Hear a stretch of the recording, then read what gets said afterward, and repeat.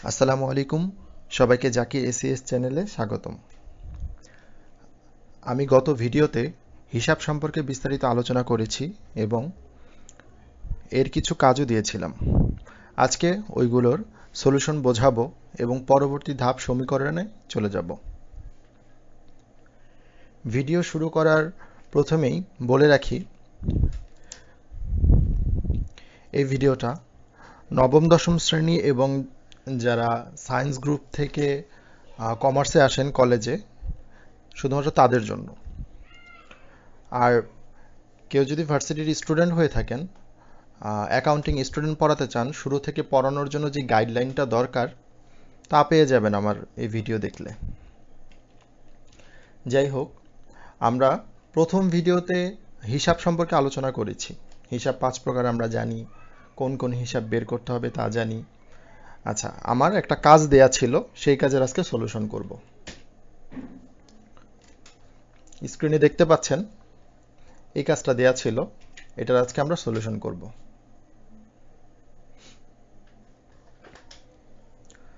সাইডে 5 প্রকার হিসাব দেয়া আছে আপনাদের সুবিধার্থে, এইটা নোট করে নেবেন। আচ্ছা, প্রথমে দেখেন কি আছে। ঋণ নেওয়া হলো 20,000 টাকা। আচ্ছা, ঋণে আমরা কি নিলাম? টাকা নিলাম। এই যে দুইটা করে পক্ষ বের করব, নগদান হিসাব আর ঋণ হিসাব। আর এখানে দেখেন সম্পদে কি কি আছে, নগদ, ব্যাংক, দেনাদার। ঠিক আছে, যাদের হিসাবে এখনো সমস্যা আছে প্রথম ভিডিওটা দেখে নেবেন। তো এই নগদ, ব্যাংক, দেনাদার এগুলো দেখা মাত্র আমরা দিব সম্পদ। দেখেন নগদানটা সম্পদ হিসাব। আর ঋণ আমি নিলাম, সে আমার কাছে এখন টাকা পায়, এটা হচ্ছে দায় হিসাব। এই যে দায়ের পাশে লেখা আছে ঋণ, পাওনাদার, অগ্রিম, আয়, বকেয়া খরচ। 2 নম্বরে হচ্ছে কর্মচারীর বেতন প্রদান 8,000 টাকা। এখান থেকে আমরা দুইটা পক্ষ কিভাবে বের করব? আমরা একটা খরচ প্রদান করলাম, এই খরচের নাম দিব। খরচের নামটা হচ্ছে বেতন, বেতন হিসাব। আর কি প্রদান করলাম? টাকা প্রদান করলাম। টাকা মানে হচ্ছে নগদান। ঠিক আছে, নগদ, ব্যাংক, দেনাদার দেখা মাত্র সম্পদ দিতে বলছি। আর বেতনটা যেহেতু আমি প্রদান করলাম, আমার এটা ব্যয় হলো বা খরচ হলো, তো ব্যয় হিসাব। আচ্ছা, চেকে ভাড়া পাওয়া গেল। চেক মানে হচ্ছে ব্যাংক লিখবো, চেক নামে কোনো হিসাব হয় না, এই জন্য ব্যাংক একটা সম্পদ হিসাব, এই যে সাইডে লেখা আছে, আমরা সম্পদ হিসাব দিলাম। আর যেহেতু এটা পাওয়া গেল, এটা আয়, প্রাপ্ত ভাড়া, আয় হিসাব। মালিক কর্তৃক নগদ উত্তোলন 3,000 টাকা। তো মালিক টাকা উঠালো ব্যবসা থেকে, তো সেটাকে আমরা বলবো উত্তোলন হিসাব। আর আমি বলছিলাম স্বত্বাধিকার মানে হচ্ছে মালিকের হিসাব। মালিকের হিসাব মানে হচ্ছে দুইটা, মূলধন এবং উত্তোলন, এই দুইটা থাকলেই স্বত্বাধিকার হিসাব দিব। স্বত্বাধিকারও লিখতে পারেন, মালিকানা সত্ত্বেও লিখতে পারেন, সমস্যা নেই। আচ্ছা, তো উত্তোলন হিসাব আর হচ্ছে নগদান হিসাব। নগদান সম্পদ আমরা জানি। বাকিতে পণ্য ক্রয়, অর্থাৎ আমি ক্রয় করলাম কিন্তু টাকা দেইনি। ঠিক আছে, তাহলে দায় সৃষ্টি হয়েছে। তাহলে একটা ক্রয় হিসাব, ক্রয় করলে যেহেতু টাকা দেয়া লাগে, এটা একটা খরচ বা ব্যয়। আর পাওনাদার মানে কি? ওই ব্যক্তি। পাওনাদার মানে হচ্ছে ওই ব্যক্তি যে আমার কাছে টাকা পায়। ঠিক আছে, তাহলে এটা দায়। এখন হচ্ছে বাকিতে পণ্য বিক্রয় 9,000 টাকা। তাহলে এটা আমি বিক্রি করলাম, এখন হচ্ছে আমি দোকানদার, আমি পণ্যটা বিক্রি করলাম, তার কাছে আমি টাকা পাবো। ঠিক আছে, তাকে আমরা বলবো দেনাদার, যার কাছে আমরা পাই আর কি। তাহলে সে আমাদের কাছে সম্পদ, এই যে দেনাদার সম্পদ হিসাব। আর বিক্রয় আয়। বিক্রয় কেন আয়? কারণ বিক্রি করলে আমার টাকা আসে, এই জন্য একটা আয়। 7 নম্বর হচ্ছে নগদে পণ্য ক্রয় 5,000 টাকা। নগদে পণ্য ক্রয় করলাম, তাহলে ক্রয় একটা ব্যয় হিসাব, ক্রয় করলে টাকা চলে যায়। আর নগদান সম্পদ। নগদে পণ্য বিক্রয়, সেম, নগদান সম্পদ হিসাব। আর বিক্রয় কি? আয় হিসাব। ব্যাংকে জমা দেওয়া হলো, ব্যাংকে কি জমা দিলাম? টাকা জমা দিলাম। তাহলে টাকা মানে হচ্ছে নগদান আর ব্যাংক। ঠিক আছে, দুইটাই সম্পদ। এই দেখেন নগদ, ব্যাংক এগুলো দেখা মাত্র সম্পদ দিব আমরা। 10 নম্বরে আছে 50,000 টাকা নিয়ে ব্যবসা শুরু করা হলো। আচ্ছা, আমি প্রথম দিন বলছি এটা, যে মালিকানা সত্ত্ব মানে মালিকের হিসাব। মালিক মূলধন দিবে এবং নিবে। যখন মালিক ব্যবসায় মূলধন দিবে, সেটাকে আমরা টাকা দিবে, তখন আমরা সেটাকে বলবো মূলধন হিসাব। ঠিক আছে, আর যখন টাকা নিবে তখন সেটাকে বলবো উত্তোলন হিসাব। তো দুইটাই হচ্ছে স্বত্বাধিকার, দুইটাই স্বত্বাধিকার। আচ্ছা, পরবর্তী স্টেপে যাওয়ার আগে, সমীকরণ অঙ্কে যাওয়ার আগে আমি এতটুকু বলে নিই, যখন আমরা অঙ্কগুলো করব ভাববেন হচ্ছে আপনি নিজেই মালিক। ঠিক আছে, তাহলে আপনার অঙ্কগুলো বুঝতে আর করতে সুবিধা হবে। আর আমরা কখনোই এটা ভাববো না যে মালিকের হিসাব করি। আমরা মালিকের হিসাব করি না, আমরা করি বিজনেসের, ব্যবসায়ের হিসাব করি। মালিকের হিসাব করলে এটা ভুল হবে, অনেক ক্ষেত্রে ভুল হবে। যেমন হচ্ছে ধরেন, এখানে এই যে মালিক টাকা নিয়ে শুরু করলো, তো যদি কেউ যদি ভাবে যে হ্যাঁ মালিকের হিসাব করতেছি, তাহলে চিন্তা করবে মালিক ব্যবসায় টাকা দিল, মালিকের মনে হয় নিজের টাকা কমে গেছে, এটা ভাববো। কিন্তু না, আমরা ব্যবসায়ের হিসাব করব। মালিক যে টাকা দিল কোথায় দিল? ব্যবসায় দিছে। ঠিক আছে, তাহলে ব্যবসার টাকাটা বাড়বে। এই জন্য আমরা ব্যবসায়ের হিসাব করি, ব্যবসায়ের কথা চিন্তা করব। আর যখন আমরা অঙ্কটা করব ভাববো আমি নিজেই মালিক, এভাবে। আচ্ছা, পরবর্তীতে আমরা চলে যাই হিসাব সমীকরণে। আচ্ছা, প্রথমে বলছিলাম এই যে হিসাব 5 প্রকার, এটা নোট করবেন। তারপর হচ্ছে যে এতটুকু নোট করবেন, এই যে হিসাবে 5 প্রকার কোনটা এ, কোনটা এল, কোনটা ই, ঠিক আছে? আর হচ্ছে এই যে মালিকানা সূত্রের সূত্রটা, এই দুইটা নোট করে নেবেন। নিচের এই এন্ট্রিগুলো নোট করার প্রয়োজন নাই।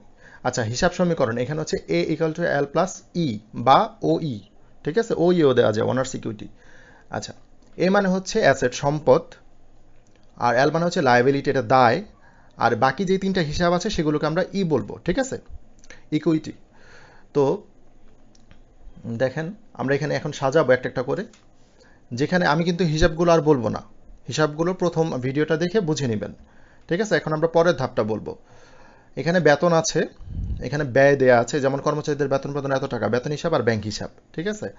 তো বেতন ব্যয় দেখেন এখানে কি বলছি, আয় ব্যয় খরচ শতাধিকার মালিকানা সত্ত্বা, এগুলো সবগুলো আমরা ই বসাবো, দেখছেন? এই যে ব্যয় আছে ই বসাইছে, সম্পদ আছে এ বসানো, ঠিক আছে? তারপর হচ্ছে এই যে ব্যয় ই, তারপর হচ্ছে দায় থাকলে হবে এল, তারপর এখানে আছে দায় আছে এল, ব্যয় আছে ই, সত্ত্বাধিকার এই যে সত্ত্বাধিকার তাহলে ই, তারপর হচ্ছে সম্পদ হলে এ বসাবো, তারপর এখানেও সম্পদ আছে এ, এখানে হচ্ছে আয় ই, এখানেও আয় দেয়া আছে তাহলে আয় থাকলে ই হবে। হ্রাস বৃদ্ধি পরে, আগে হচ্ছে আমরা বসাবো এগুলো প্রভাবের জন্য আর কি এগুলো। এখন খেয়াল করেন, এখন হ্রাস বৃদ্ধি করার জন্য এ আর এল আমরা পরে করি, আগে হচ্ছে ই। ইটা সব থেকে সহজ, কিভাবে? এর একটা সূত্র আছে, ঠিক আছে? এখানে মূলধন এবং আয় হলে ই বৃদ্ধি পাবে, আর উত্তোলন ও ব্যয় হলে ই হ্রাস পাবে। আমরা তো এটা জেনে গেছি যে কোনগুলো ই হয়, আয় ব্যয় স্বত্বাধিকার, অর্থাৎ স্বত্বাধিকার মানে কি দুইটা না, এই যে মূলধন এবং উত্তোলন। তো মূলধন উত্তোলন আয় ব্যয় এই চারটা জিনিস দেখলে আমরা ই দিব, ঠিক আছে? তো এখন এই চারটা জিনিসের মধ্যে কোনটাতে ই বৃদ্ধি পাবে, কোনটাতে ই হ্রাস পাবে? দুইটা জিনিসে ই বাড়বে, দুইটা জিনিসে ই কমবে। মূলধন ও আয় যখন দেখবো তখন ই বৃদ্ধি লিখবো, ঠিক আছে? তাহলে ই বৃদ্ধি আমরা খুঁজে দেখি এখানে আছে কিনা, এই যে একটা ছিল 4 নম্বরে, বাকিতে পণ্য বিক্রয় 8,000 টাকা। এখানে দেখেন বাকিতে আমি পণ্য বিক্রি করলাম, তাহলে আমি এখনো টাকা পাইনি তার কাছ থেকে, তাহলে দেনাদার হিসাব আর বিক্রয় হিসাব। তো বিক্রয়টা কি আমার আয় হিসাব, তো বিক্রয়টা আয় হিসাব আমরা জানি। এই যে আয়, আয় ব্যয় স্বত্বাধিকার এগুলো হলে ই দিব, এই যে ই দিলাম। এখন বৃদ্ধি হ্রাস দেখব, বৃদ্ধি হ্রাসের সূত্র দেখেন, এই যে মূলধন ও আয় হলে ই কি হয়, বৃদ্ধি হয়, এই জন্য বৃদ্ধি দেয়া, ঠিক আছে? তারপর আরও আছে কিনা দেখি। আচ্ছা, আমরা প্রথম থেকে দেখাই দিই তাহলে বুঝবেন। কর্মচারীকে চেকে বেতন প্রদান 8,000 টাকা, বেতন হিসাব ব্যাংক হিসাব, ঠিক আছে? এটা যেহেতু ব্যয়, ব্যয় হলে কি হয়, এই দেখেন ব্যয় হলে ই হ্রাস, এই যে ই হ্রাস দেয়া। তারপর হচ্ছে ব্যাংক, আচ্ছা আগে ইগুলো শেষ করি। বাকিতে পণ্য ক্রয় 8,000 টাকা, তাহলে ক্রয় কি হিসাব, ব্যয় হিসাব, ওই যে আগেরটার মতোই বেতন যেমন ব্যয় হিসাব, ক্রয়ও ব্যয় হিসাব। আর ব্যয় হলো কি হয়, ব্যয় হলে ই হ্রাস। তারপর এই যেখানে আছে মালিক কর্তৃক নগদ উত্তোলন 3,000 টাকা, ঠিক আছে? মালিক ব্যবসা থেকে টাকা উত্তোলন করছে, আর আমি বলছিলাম মালিক দুইটা কাজ করে, মূলধন দেয়, উত্তোলন করে। তো মালিক যখন থাকবে উত্তোলন থাকবে তখন এই যে উত্তোলন হলে ই হ্রাস, উত্তোলন হলে শব্দের ই হ্রাস, ঠিক আছে? তারপর এই যে এখানে এটা তো বোঝালাম। আচ্ছা, এদিকে একটা জিনিস চেঞ্জ আছে, সেটা হচ্ছে আগে থেকে বুঝাই দিই, পোলাপানিগুলো প্রবলেম ফেস করবে। যখন আমরা পণ্য ক্রয় করি তার মানে কি আমার ব্যবসায় একটা খরচ বাড়ে, ঠিক আছে? অনেকে ধারণা করে আমি খরচ করলাম, আমার তো টাকা কমে গেছে, এটা বাড়ে কেন বলে। আসলে আপনার যখন একটা দোকান থাকবে বা ব্যবসা থাকবে, আপনি কিন্তু খরচের একটা আলাদা খাতা রাখলেন, আয়ের একটা আলাদা খাতা রাখলেন, ঠিক আছে? যখন একটা খরচ হবে তখন ওইটা খরচের খাতায় লিখবেন, আয় হলে আয়ের খাতায় লিখবেন। তার মানে এভাবে যতগুলো খরচ হবে আপনার খরচের পরিমাণ বাড়তেছে, ঠিক আছে? তেমনি আবার একটা আয় হলে একটা আয়ের পরিমাণ বাড়তেছে, তো এরকম খরচ হলে খরচ বৃদ্ধি পায়, আমার খরচের পরিমাণ বাড়ে। তো যখন খরচ হবে তখন আমরা, যখন ব্যয় বা খরচ হবে তখন আমরা ই হ্রাস করি, ঠিক আছে? যখন আমরা ক্রয় করলাম একটা খরচ হলো ই হ্রাস, কিন্তু দেখেন এখানে ক্রয় ফেরত, মানে খরচটা কমে গেছে, খরচটা এখন নাই। তাহলে এখানে উল্টে যাবে। এখানে যেমন ক্রয় করলাম ব্যয় হয়েছে, এখানে কিন্তু ব্যয়টা নাই, নিঃশেষ হয়ে গেছে, ঠিক আছে? এখানে ব্যয় হলে কি হয়, ব্যয় হলে ই হ্রাস করবো। যেমন ক্রয় করলাম ব্যয় হয়েছে ই হ্রাস, কিন্তু ক্রয় ফেরতের ক্ষেত্রে জিনিসটা সেমই থাকবে, ব্যয় হিসেবে থাকবে, জাস্ট ব্যয়টা কমে গেছে, এর জন্য ই হ্রাসের জায়গায় বৃদ্ধি দিয়ে দেবো, ঠিক আছে? একটু মনে হয় জটিল হয়ে গেল। আচ্ছা, আয়েরটা বোঝাই।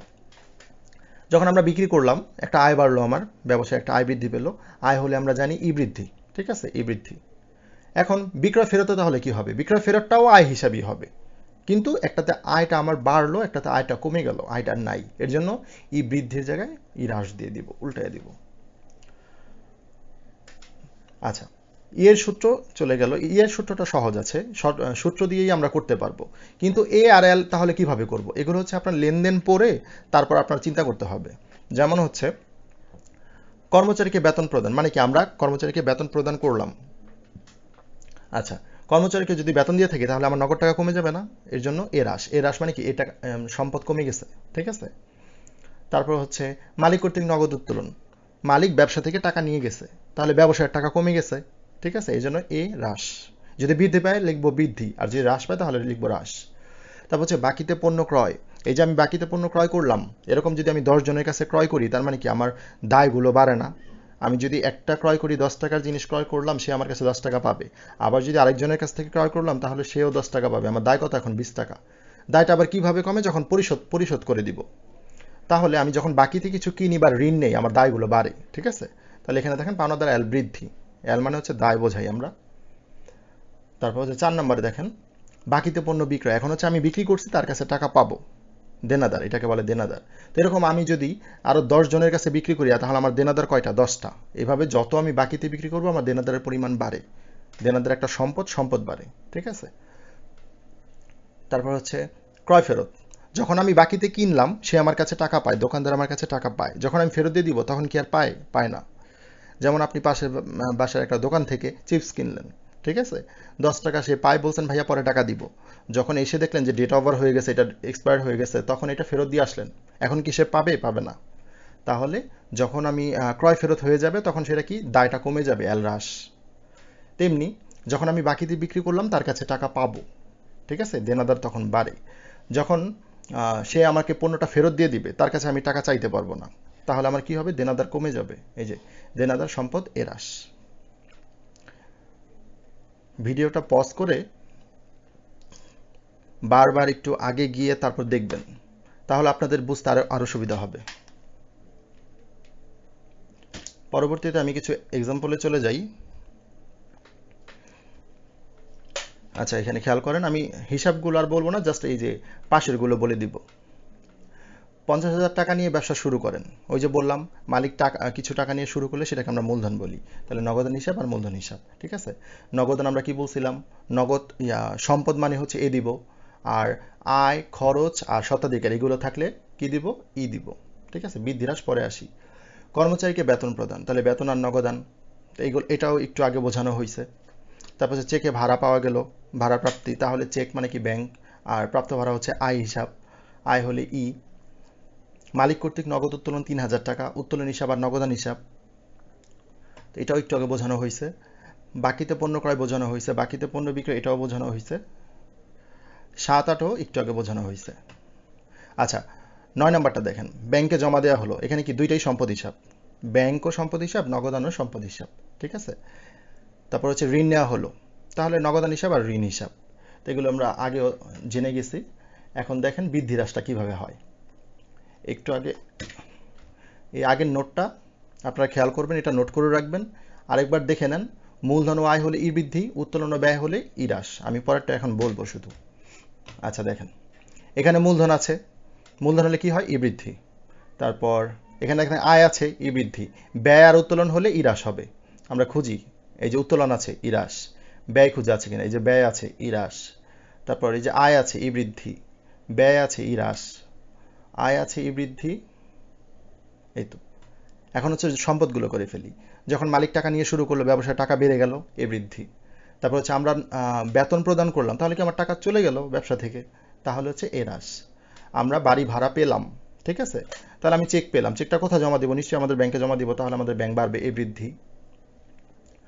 তাহলে মালিক টাকা উত্তোলন করছে, আমার নগদ টাকা ব্যবসা থেকে কমে গেছে, এই জন্য এ হ্রাস। বাকিতে পণ্য ক্রয় 8,000 টাকা, তাহলে আমার কি? ওই যে সে আমার কাছে টাকা পাবে, আমার দায়টা বেড়ে গেল, ঠিক আছে। তারপর হচ্ছে বাকিতে পণ্য বিক্রয় 9,000 টাকা, তাহলে দেনাদার বেড়ে গেল, তার কাছে আমি টাকা পাবো এখন, এই বৃদ্ধি। নগদে পণ্য ক্রয়, তাহলে আমার নগদ টাকা চলে যাবে, নগদ সম্পদ এ হ্রাস। নগদে পণ্য বিক্রয়, এখন আমি কি? বিক্রি করলাম কিছু নগদে, তাহলে আমার নগদ টাকা আসবে, তাহলে ব্যবসায় আসবে, এই বৃদ্ধি। ব্যাংকে জমা দেওয়া হলো, এখানে ব্যাংক আর নগদান দুইটাই কিন্তু সম্পদ হিসাব, ঠিক আছে। তাহলে ব্যাংকে জমা দেওয়া হলে ব্যাংক বাড়বে আর নগদ কমবে। ব্যাংকে আমরা কি জমা দিই? টাকা জমা দিই, তো আমার ক্যাশ টাকা কমে যাবে, ব্যাংক বেড়ে যাবে। ঋণ নেওয়া হলো, ঋণ আমরা কেন নেই? টাকার জন্য, তাহলে আমার টাকা বাড়বে, এই যে নগদান সম্পদ, এই বৃদ্ধি। আর আমার একটা দায় বেড়ে গেল, ঠিক আছে? ঋণ নিলাম, আমার দায় বাড়লো। আবার দায়টা কিভাবে কমবে? যখন ঋণ পরিশোধ করে দিব। এই ছিল সমীকরণের অঙ্ক। সমীকরণে আরও অনেক অঙ্ক আছে, ট্যাবুলার ছক আছে, তারপর হচ্ছে মালিকানা সত্ত্ব বিবরণী আছে। এগুলো পরের ভিডিওতে বিস্তারিত আলোচনা করব। আর হচ্ছে কি এই প্রশ্নগুলো কিভাবে আসে, দেখেন এখানে উদাহরণের যেই কলামটা আছে এটা আপনাদের দেয়া লাগবে না, আপনাদের শুধু দিতে হবে তারিখ, পক্ষ, শ্রেণী অথবা তারিখ, পক্ষ, প্রভাব। যখন আপনার লেনদেনের শ্রেণী বের করতে বলবে তখন দিবেন তারিখ, পক্ষ, শ্রেণী, ঠিক আছে? আর যখন বলবে লেনদেনগুলোর প্রভাব নির্ণয় করো, তখন দিবেন তারিখ, পক্ষ আর হচ্ছে প্রভাব। শ্রেণী দেওয়ার দরকার নাই, এই একসাথে এগুলো আসে না কখনো, হয়তো শ্রেণী অথবা প্রভাব। এই ছিল আজকের আলোচনা। আর নোট আবারও বলি কোনগুলো নোট করবেন। এই হিসাবের 5 প্রকার, এটা নোট করবেন। তারপর হচ্ছে এই যে সমীকরণের এতটুকু নোট করে রাখবেন, ঠিক আছে?